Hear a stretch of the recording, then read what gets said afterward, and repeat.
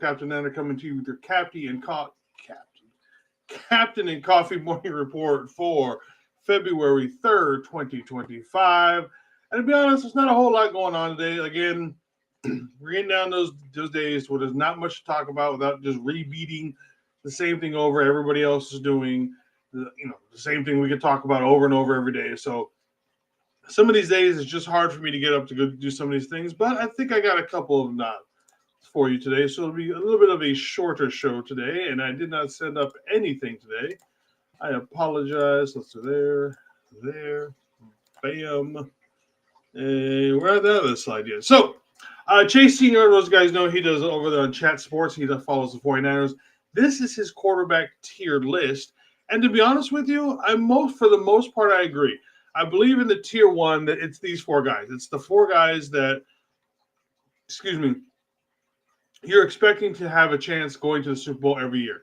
I think more than anybody else, especially on the second tier, those four guys can easily get hot and lead their team to a Super Bowl every year. It just happens to be they're all in the AFC.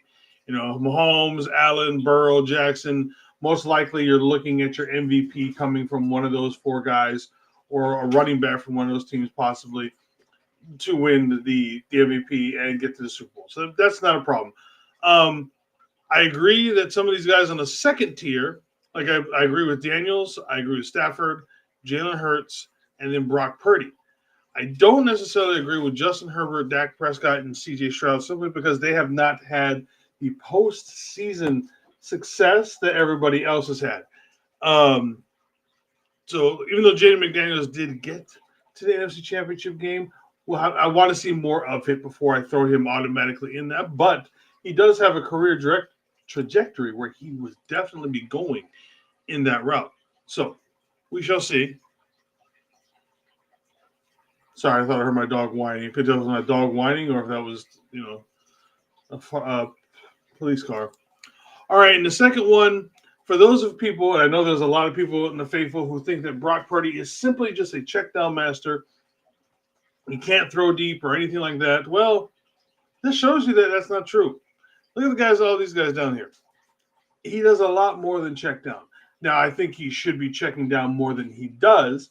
I think he gave up a lot of checkdowns for whatever reason to Jordan Mason specifically, because he just didn't trust him with catching the ball, which I know he had some drops, but he had improved significantly. And there was quite a few times where Mason was just wide open. He just decided not to throw to him for whatever reason. But it shows you that Brock is not the quote-unquote Jimmy G clone where he lived on the checkdown. That's just not how he goes. But at the same time, I also don't think there's anything wrong with the checkdown kind of guys. Get yards where you can. And I feel that with Brock, a lot of times last year, being behind in games or just in general, he felt the need to push. And because of that, he missed easy checkdowns and such to get easy yards. And that he just went for something. He was trying to go for that home run ball or something along those, or just anything bigger than just getting that check down for 4, 5, 6 yards. It's a skill I hope he comes back to this year, because he did it really well in 2023. Kind of went away from it in 2024. So we'll see. But yeah, and a lot of people, Oliver, all he's good at is checking down. Well, actually, no, he doesn't check down as much as you think it is. And the last thing for today, I went ahead and put out a new mock draft with how things have been changing up top and all that kind of stuff. So at first, we're getting linebacker Jaheed Campbell, who is by far the best linebacker in this draft. It's not even close. He would be an automatic starter. He would be your Dre Greenlaw replacement. While he's not necessarily as physical as Dre Greenlaw, he still hits pretty good. He is the great coverage linebacker. Excuse me. So that would be our first round pick. At number 43, I don't understand why he's ranked so low.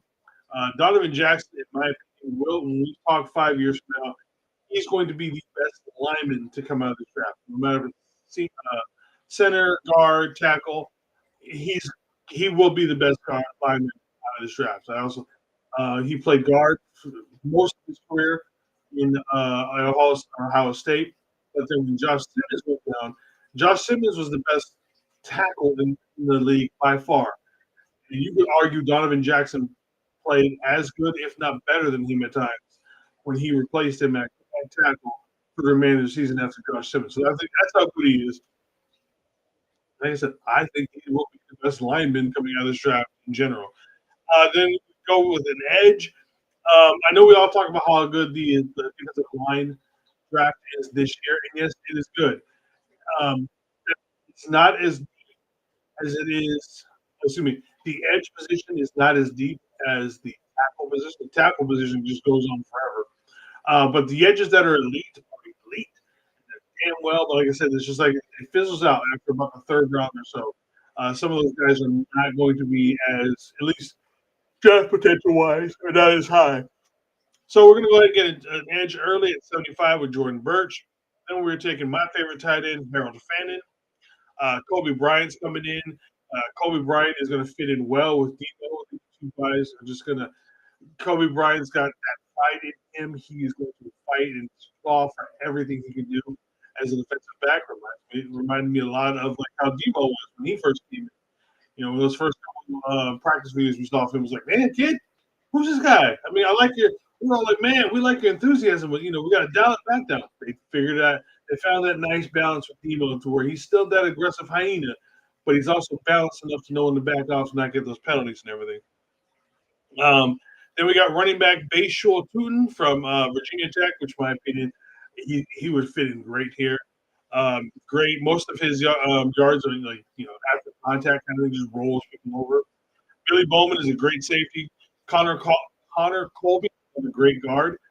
So you can almost say that we can have our tackle of the future in Donovan Jackson on the right side, and then we can easily slip Colby into that guard side as well, left side, left guard, and it would be just fine. You know what I mean? We'd be okay for years ago. Holland Pierce is a little bit of a work tackle. The kid is monstrous. Just a huge kid, needs a little sluggish in his footwork. Actually, he's decently sluggish in his footwork. But if you could work on that with him, obviously, have him not start. I know a lot of people don't like McKivitz. McKivitz is not that bad, honestly. Um, McKivitz start on quite teams in the NFL in general. But if you could, give him another year or two behind McKivitz, because, well, depending on if we extend him or not, this is his last year. But give him a year to learn. Get him, it's where he can just be a backup. Get that footwork down. Maybe not be such a slog in the mud with his feet kind of a situation. He might, we might get something there. Another edge in Johnny Walker Jr. Let's be honest, we all like that name, don't we? And then another tight end in Moliki Matavao out of UCLA. So that's what I've got for right now. I've noticed my mock drafts keep changing constantly, almost every day. Obviously, there's no trades in this. It's PFF. Take it with a grain of salt, ladies and gentlemen. You just pick them as they come down, and almost basically best player available for needs that we have. So don't hurt me too much because I know how people get so butthurt over mock drafts. But anyways, that's all we've got today here. Nothing this afternoon as far as Not All Faithful Radio is concerned. The 49er Media Captain Show is, again, still on hold, but we think we found a replacement thing going on. But we will be live tomorrow night at 6 p.m. Me and TJ will be talking about our defensive ends and defensive tackles that we like in this draft. All right, everybody, go kick Thursday's ass. Bye for tonight. I love you.